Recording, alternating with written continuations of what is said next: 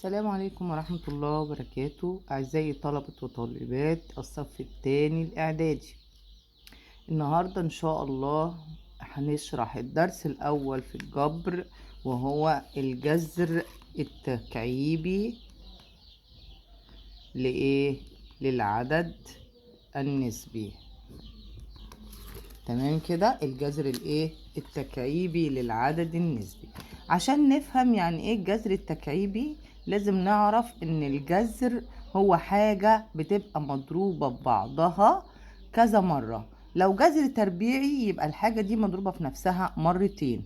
طب جذر تكعيبي يبقى الجذر دوت الرقم ده مضروب في نفسه 3 مرات. يعني لو قلنا مثلا الجذر التكعيبي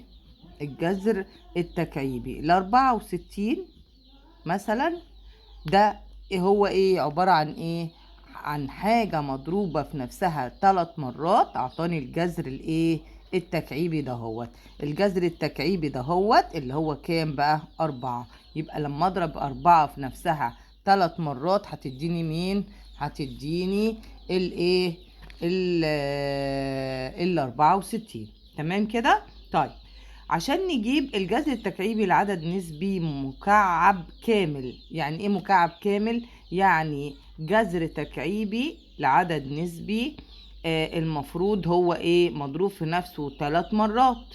ده اسمه مكعب كامل. تمام. نيجي كده مثال على الأمثلة دي. بنقول جذر 216. جذر 216 دي طب اجيبها ازاي؟ هحلل كده 216 على الاتنين، فيها الواحد، فيها الصفر، فيها التلاتة. تمام. على التلاتة. تمام. فيها الاول دي فيها التمانية، معلش انا اسف. ماشي. على الاتنين تاني فيها 10 على الاتنين فيها الخمسة، الاربعة، التمانية على الاتنين فيها الاربعة. على الاتنين تالت فيها الاتنين فيها السبعة. على التلاتة فيها التسعة. على التلاتة فيها التلاتة. على التلاتة فيها الواحد. تمام كده. طيب معنى كده ان احنا ممكن نحطها على الآلة عادي خالص، ومش موضوعنا ان احنا ازاي نجيب الرقم. احنا لو عملناها على الآلة هتطلع لي. تمام. هتطلع لي على الآلة كام؟ هتطلع لي 6. جت منين الستة؟ ان احنا ضربنا دي كام مرة؟ دي 3 مرات ودي 3 مرات. يبقى لو خدنا من دي واحدة ودي واحدة هتديني كام؟ 2 في 3 ب6. يبقى الرقم اللي اتضرب في نفسه 3 مرات عطاني 216. هنلاقي الكام؟ الستة. الجذر التكعيبي بيجي على الآلة عادي خالص وبتطلعه عادي. تمام. وبيديك الجذر التكعيبي عادي. طب عايزين نجيب جذر تكعيبي لعدد نسبي. طيب العدد النسبي اما يبقى جذر تكعيبي كده وعدد نسبي فوق ناقص 8 و125 والمقام 125. طيب قال لي ناقص، يبقى لازم اطلع الناقص الاول. ليه؟ لان دي مضروب في نفسها 3 مرات. ناقص في ناقص في ناقص اعطاني ناقص. تمام. طيب يبقى الناقص طلعتها الاول. الجذر التكعيبي لل8 2. الجذر التكعيبي ل125 5. تمام. يبقى احنا جبنا الجذر التكعيبي للبسط لوحده وبعدين المقام لوحده. تمام. واول ما نلاقي الناقص لازم نطلعها الاول. تمام. طيب لو جذر تكعيبي كده بالشكل ده هو ل64 من 1000، ده طبعا كسر عشري. تمام. هحطه في صورة برضو كسر كسر عادي اللي هو عدد نسبي. يبقى 64 على كام؟ على 1000. اتفقنا ان ال 64 جذرها 4 وال1000 جذرها 10. تمام. بقى المقام عندي كام؟ النتيجة النهائية كام؟ 4 على 10 أو 4 من 10. تمام. طيب لو جينا قلنا مثلا الجذر التكعيبي لناقص 5. الجذر التكعيبي لو جينا كده خدنا مثال وقلنا الجذر التكعيبي اللي رقم اللي هو بيساوي -5. معنى كده ان -5 دي مضروبة في نفسها كم مرة؟ 3 مرات. يبقى 5 في 5 ب25، 25 في 5 ب125. طب انا عندي السالب، يبقى لازم احط السالب جوه. تاني، اولا لما الاقي رقم كده نتيجة وعايزة الجذر التكعيبي بتاعه، معنى كده ان انا اضربه في نفسه كم مرة؟ 3 مرات. تمام كده؟ يبقى معنى كده ان انا دي هضربها في نفسها 3 مرات عشان تديني -5، عطتني ايه؟ -125. تمام؟ طيب تاني حاجة بيقول لي ايه؟ بيقول لي الجذر التربيعي ل4 ناقص الجذر التكعيبي ل8. هاخدها واحدة واحدة. الجذر التربيعي ل4 اللي هو ايه؟ اللي هو ناقص اللي هو 2 على طول. تمام؟ طيب الجذر التكعيبي ل8، اتفقنا اللي ناقص دي لازم نطلعها بره الاول، يبقى ناقص في ناقص بقت زائد. طيب ال8 جذرها كام؟ 2. بقت معنى كده ان هي ايه؟ 2 و2 4. تاني عملنا ايه؟ اولا جبنا الجذر التربيعي ل4. طيب امتى احط زائد او ناقص؟ لما يقول لي س، زي ما قلنا كده في الجبر قبل كده، ان احنا لما نلاقي س بيساوي الجذر التربيعي لمثلا 4 أو 9 أو أي رقم أيا كان، لازم نقول إن س دي بتساوي الجذر زائد أو ناقص، لها حلين. إنما لما يديني الرقم على طول يبقى جذره على طول كام؟ 2. تاني النقطة دي، امتى احط زائد او ناقص في الجذر؟ لما يبقى فيه مجهول. طب عطاني الجذر على طول اللي هو ايه؟ للرقم، يبقى على طول احطه بالموجب. يبقى 2 زائد، جت منين الزائد؟ دي طبعا طلعت بناقص، الناقص اتضربت في الناقص بقت زائد 2. تمام كده؟ بقت كام؟ 4. تمام؟ تمام. طيب نيجي بعد كده اما يقول لي السؤال اللي بعده بيقول لي ايه؟ الجذر التربيعي. الجذر التربيعي لمين؟ ل -7 الكل تربيع. تمام؟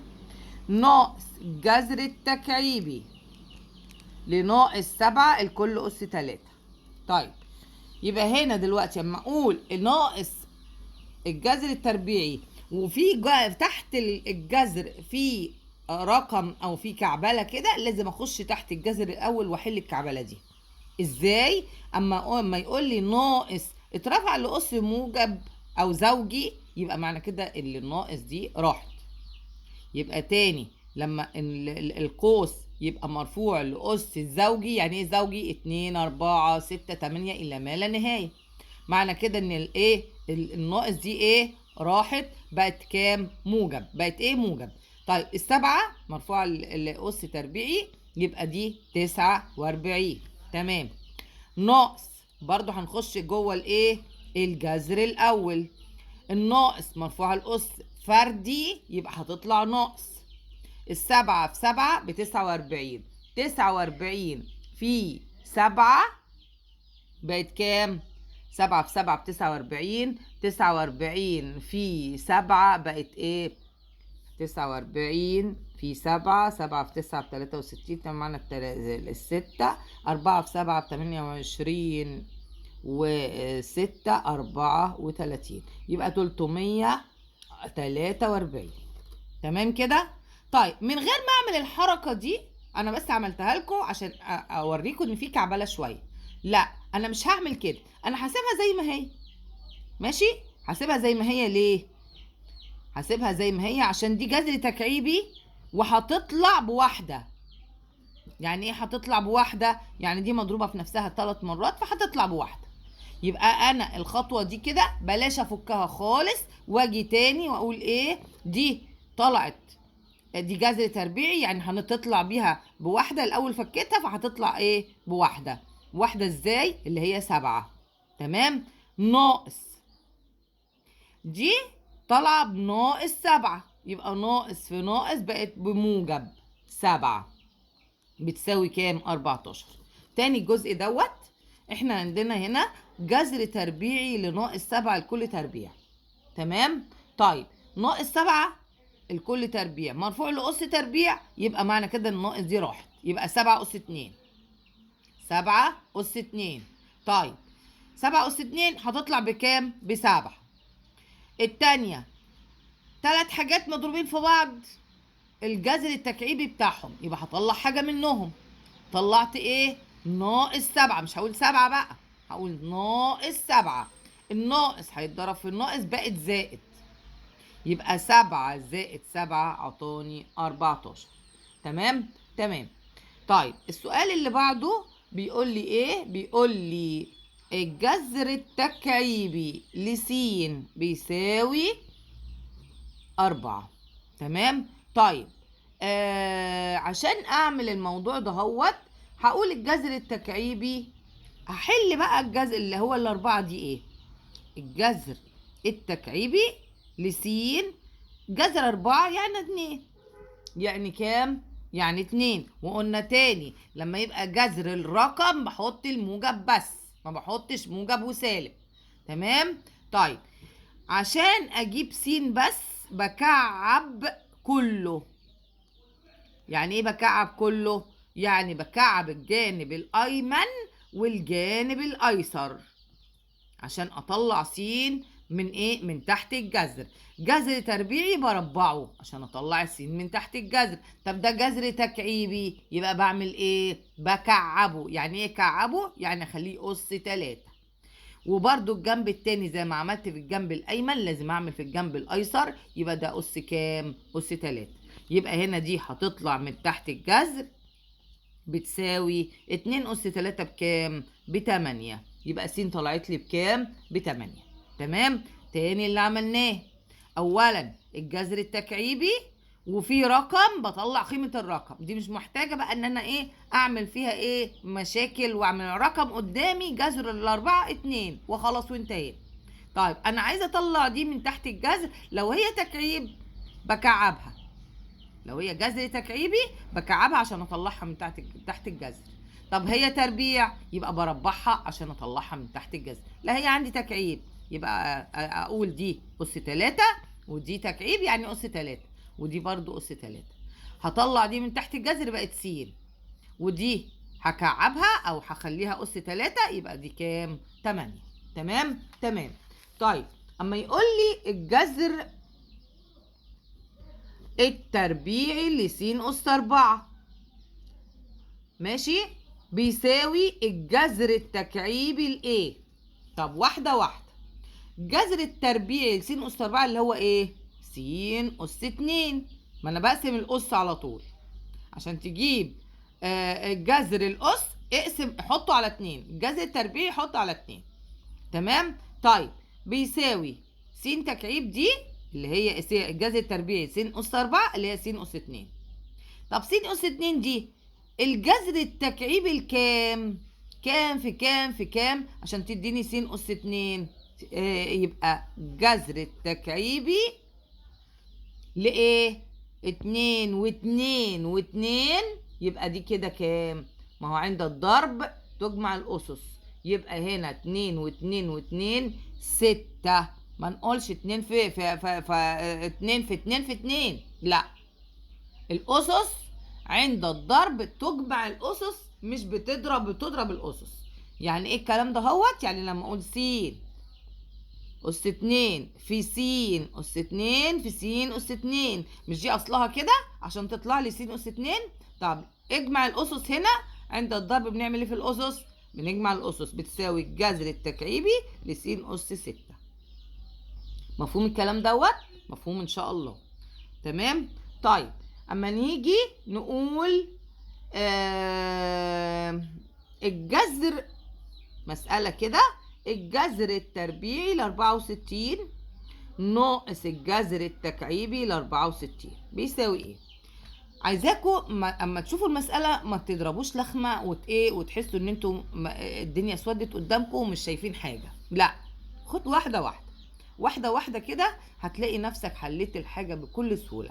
الجذر التربيعي ايه مضروب في نفسه عشان يدي 64. التمانية ناقص، يبقى انا خدت خطوة خطوة كده.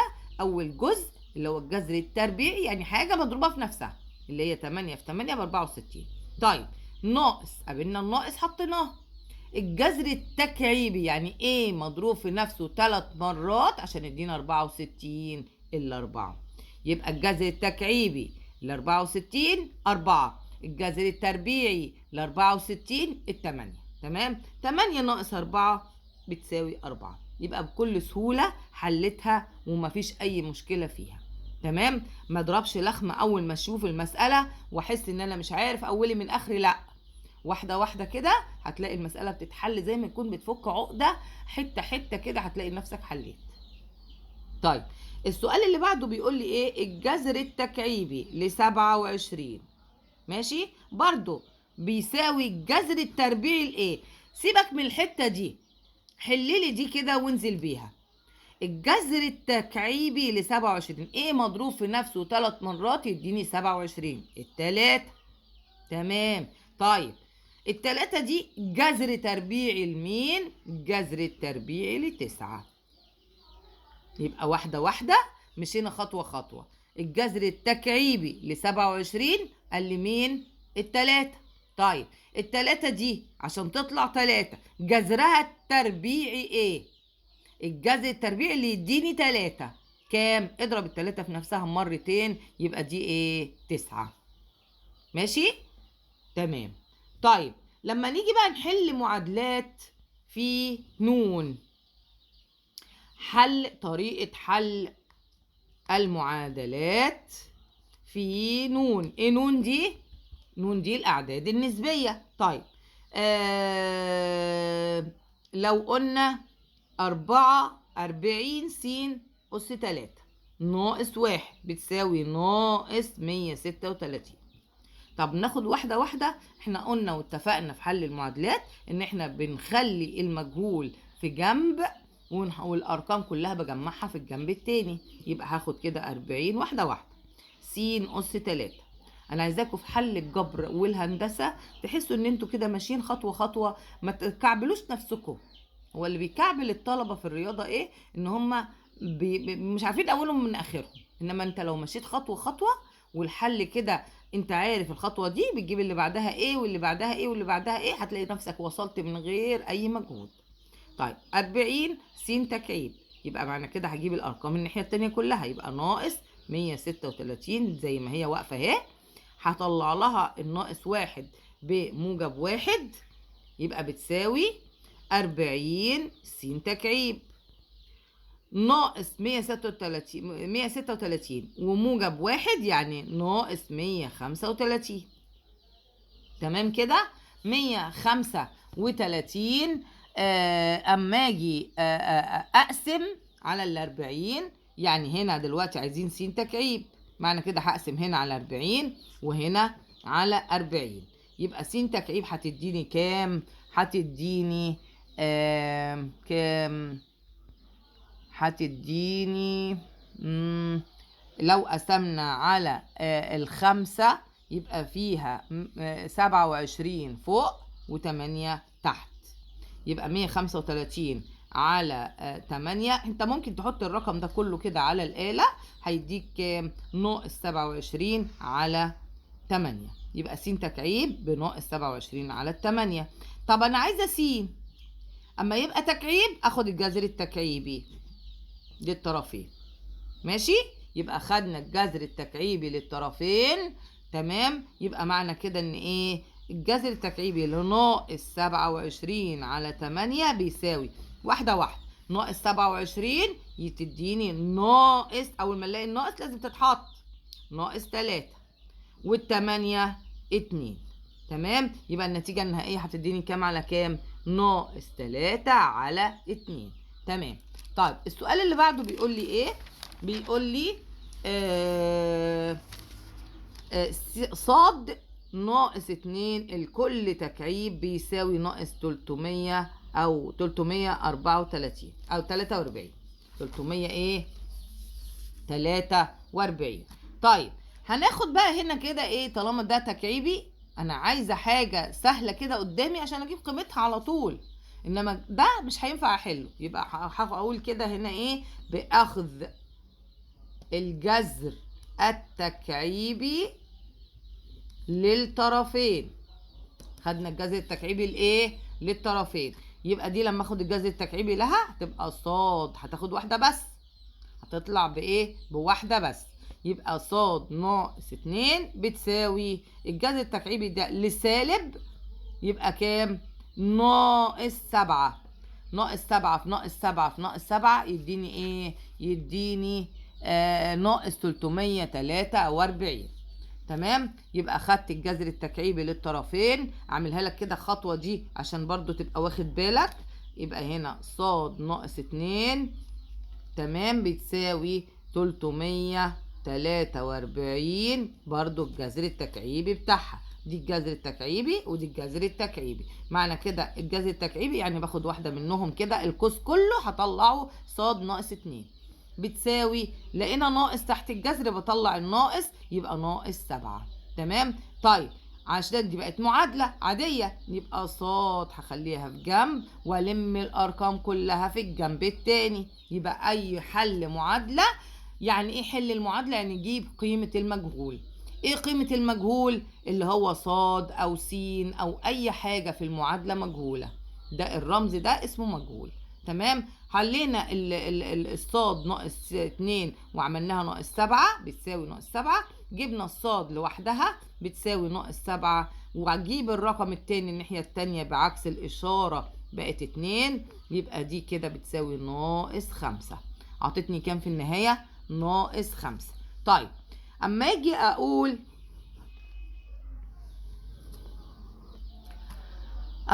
إيه، 27 س أس 3، 27 س أس 3 ناقص 2 بتساوي 62. نفس الكلام بيقول لي حل المعادلة. حل ايه المعادلة؟ حل المعادلة يعني اوجد قيمة المجهول. يبقى 27 س أس 3 هسيبها في جنب، ويساوي تحت يساوي 62 هطلع لها دي بعكس الإشارة بقت زائد 2. تمام. يبقى حل المعادلة تاني يعني اوجد قيمة المجهول. اوجد قيمة المجهول اللي هو س أس 3. تمام. طب س أس 3 دي فيها 27 س أس 3، يبقى دي كتلة لوحدها كده على بعضها بسيبها زي ما هي. يساوي تحت يساوي ألم الأرقام الناحية التانية بقت دي بتساوي كام؟ 64. طيب 27 س أس 3 هقسم هنا على 27 وهنا على 27، دي راحت مع دي فضل لي س أس 3. طيب بتساوي 64 على 27. طب أنا عايزة س بس، أخد الجذر التكعيبي. يبقى هنا الجذر التكعيبي للطرفين، يعني أنا خدت الجذر التكعيبي هنا والجذر التكعيبي هنا، يبقى هنا 64 على 27. طبعا ال 64 جذرها التكعيبي 4 وال 27 جذرها التكعيبي 3. كده عملنا ايه؟ جبنا قيمة س في المعادلة. حل المعادلة يعني اوجد مجموعة الحل. يبقى هكتب كده ان مجموعة الحل هي ايه؟ ان س بتساوي 4 على 3. تمام كده؟ تمام. طيب تاني حاجة او المثال اللي بعده بيقول لي برضو 5 س ناقص 3 الكل أس 3 ناقص 2 بيساوي 6. بيساوي ايه؟ بيساوي 6. برضو هعمل ايه في الكلام ده هوت تاني؟ حل المعادلة يعني اوجد قيمة س. طب قيمة س دي معمولة في كلكوعة كده زي ما هي هحطها، يبقى 5 س ناقص 3 الكل أس 3 واخليها في جنب، يساوي تحت يساوي والم الارقام الناحيه التانية، يبقى 6 زائد 2. يبقى 6 جبت لها الاتنين بعكس الاشاره الناحيه التانية بقت 6 زائد ايه؟ زائد 2. تمام. 5 س طبعا حاجه اس 3 انا عاوزه اطلعها من تحت الجذر من لوحدها كده، اخد الجذر بتاعها. يبقى هنا دي بتساوي 8. هنا هاخد الجذر للطرفين باخذ الجذر للايه؟ للطرفين. انه جذر؟ الجذر تكعيبي. طب دي تربيع، يبقى برضو الجذر تربيعي. يبقى ما نلاقي مثلا هنا س دي أس 2 أو أس 3 باخد جذر تربيعي أو جذر تكعيبي. باخد س ازاي؟ الكتلة كلها لو هي في قوس باخدها كلها كجذر. يعني ايه اخدها كلها كجذر؟ يعني باخد 5 س ناقص 3 طلعت خلاص من تحت القوس. ماشي؟ ما انا خدت جذر دي كده وجذر دي كده التكعيبي. تمام؟ يبقى الجذر التكعيبي دي بتساوي ايه؟ بتساوي 5 س ناقص 3 بتساوي الجذر التكعيبي ل8 اللي هي بتساوي 2. تمام؟ طيب يبقى 5 س في جنب وهلم الارقام في الجنب التاني، يبقى 2 زائد 5. هقسم على 5 وعلى 5. 2 زائد 3 يعني بتساوي 5 على 5 بتساوي ايه؟ بتساوي اذا س بتساوي 1. تاني عملنا ايه؟ اولا لما يقول لي حل المعادلة يعني اوجد قيمة المجهول.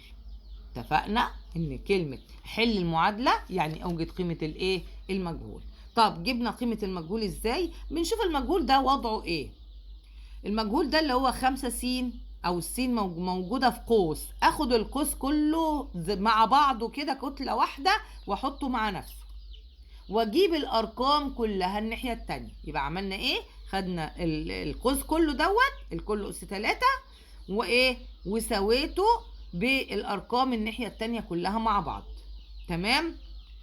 طيب لما اجي اخد كل كده ال5 س ناقص 3 الكل اس 3 بتساوي 8. انا عايزه س اطلعها ازاي؟ القوس ده مكعب، اعمل ايه عشان اطلعه من تحت الجذر؟ اعمل جذر تكعيبي له. اخد الجذر التكعيبي له. الجذر التكعيبي يعني هطلع واحد منه بس. ماشي؟ طلعت واحد منه بقى 5 س ناقص 3 بتساوي كام؟ بتساوي 2. تمام؟ هاخد ال5 س لوحدها والارقام الناحيه التانية. انا كل ده همي ان يبقى المجهول في جنب والارقام جبتها في الجنب التاني. جبت 5 س لوحدها بتساوي 2 وراح وديت لها التلاتة بعكس الاشاره بقت 3، يبقى 2 زائد 3 بتساوي 5. تمام؟ يبقى 5 س بتساوي 5. طب انا عايزه س لوحدها بقسم على اللي قدام س، يبقى على 5 وعلى 5 بقت س بتساوي 1. تمام؟ تمام. طيب اما نيجي بقى ناخد تطبيقات كده او يديني تطبيقات على الايه؟ الكلام ده هوت. اولا حجم المكعب عارفينه بيساوي طول الحرف في نفسه. مساحة الوجه الواحد للمكعب يعني مساحة وجه واحد بيساوي طول الحرف في نفسه. مساحة جانبية تساوي مساحة وجه واحد في 4. مساحة كلية بتساوي مساحة وجه واحد في 6. تاني اللي احنا قلناه ده ايه؟ ده حاجات معينة كده عشان نخش في حل المسائل لازم نبقى عارفينها. اللي هي ايه؟ اللي هي حجم المكعب، واللي هي مساحة وجه واحد في المكعب، مساحة جانبية للمكعب، مساحة كلية للمكعب. لو قلنا مساحة حجم المكعب طول الحرف في نفسه. طب مساحة وجه واحد طول الحرف في نفسه، يعني مساحة مربع طول الحرف في نفسه. طيب مساحة جانبية مساحة وجه واحد في 4 لأن هو ليه 4 جوانب. طب مساحة كلية مساحة وجه واحد في 6. طيب إذا كان حجم المكعب بيقول لي حجم مكعب 8 سنتيمتر مكعب، فإن طول حرفه بيساوي إيه؟ طب واحدة. مش احنا قلنا ان حجم المكعب طول الحرف في نفسه يعني مضروب في نفسه 3 مرات. يبقى ايه اللي مضروب في نفسه 3 مرات؟ عطاني 8. يبقى هاخد الجذر التكعيبي لمين؟ لل8. ايه اللي مضروب في نفسه 3 مرات؟ عطاني 8 اللي هو مين؟ اللي هو 2. يبقى طول الحرف عندنا بيساوي ايه؟ 2 سنتي. تاني يبقى حجم المكعب يساوي طول الحرف في نفسه. اكتب لك كده حجم المكعب اصلا بيساوي طول الحرف في نفسه في نفسه. يبقى مضروب في نفسه كم مرة؟ 3 مرات. 3 مرات تفتكر على طول الجذر التكعيبي. طيب حجم المكعب بيساوي 8 وعايزين طول الحرف. طول الحرف بيساوي ايه؟ ايه الحاجة اللي اتضربت في نفسها 3 مرات؟ اسأل نفسك كده، الحاجة اللي اتضربت في نفسها 3 مرات عشان تبقى 8 اللي هي كام؟ 2. طيب مساحة وجه المكعب. طب عايزين مساحة وجه المكعب، اعمل ايه؟ هقول بيساوي مساحة وجه المكعب، قاعدته كده بتساوي ايه؟ مساحة وجه لا، مساحة وجه المكعب بتساوي طول الحرف في نفسه. تمام. طب احنا عندنا اهو المكعب اهو،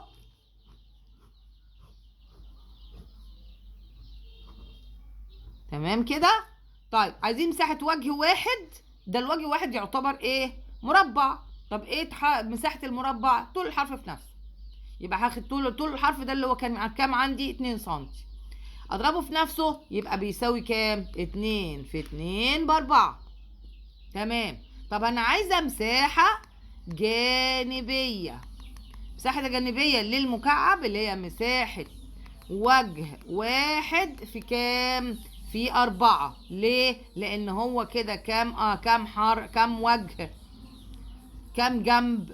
4 جناب. ادي 1 2 3 4. يبقى انا عايزه مساحه جانبيه حوالين داير كده، يبقى كام وجه؟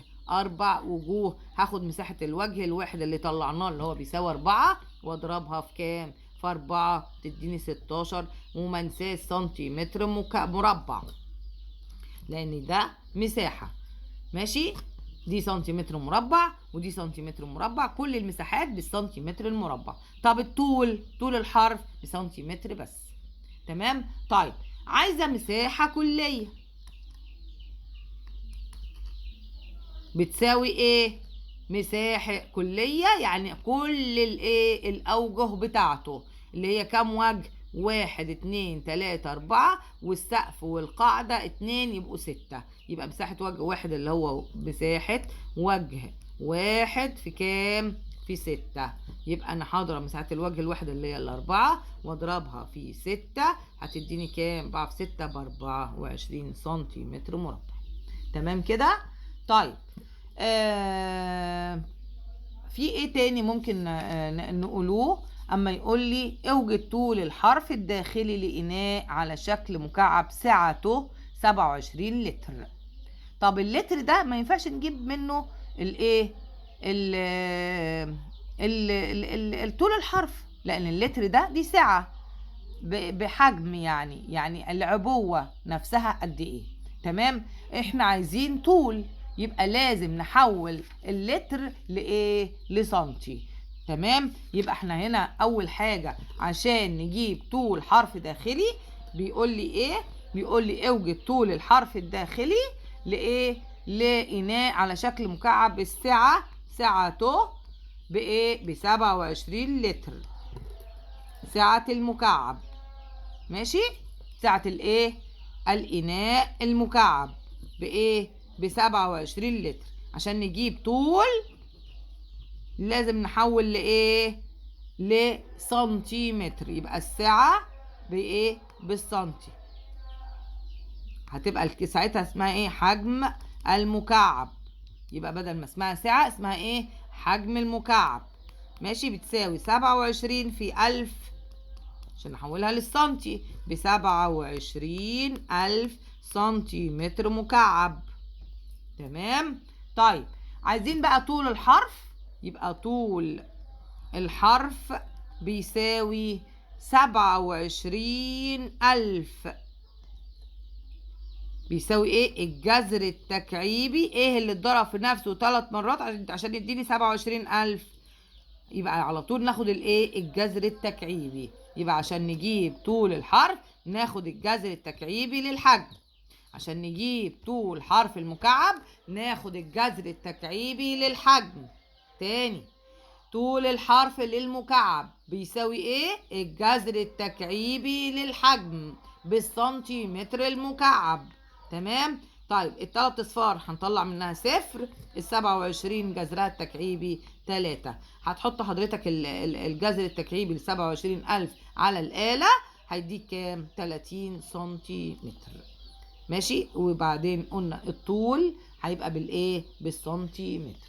تمام كده وصلنا لنهاية الفيديو بتاعنا، وأرجو أن أكون قد وفقت في شرح الايه الجزء أو الدرس الأول في الجبر للصف الثاني الإعدادي، وبالتوفيق إن شاء الله. وعايزاكم كده تاخدوا الموضوع بجدية من أول السنة وتحلوا كتير، واللي تقفوا فيه ممكن في التعليقات أو في التواصل على النت إن شاء الله. اي حاجة اعيدها مرة واثنين وعشرة لحد ما ان شاء الله تبقى سهلة بالنسبة لكم. وانا كل املي والله والله والله ان انا اوصل الرياضة دي واسهل الرياضة للجميع، واحس كده ان مش مادة معقدة لكل الطلبة زي ما انا بشوف كده، وببقى حزينة ان انا نفسي كده فعلا افيد كل الطلبة بيها، واعمل اي حاجة عشان ربنا ينفعني بيها يوم القيامة ان شاء الله. والسلام عليكم ورحمة الله.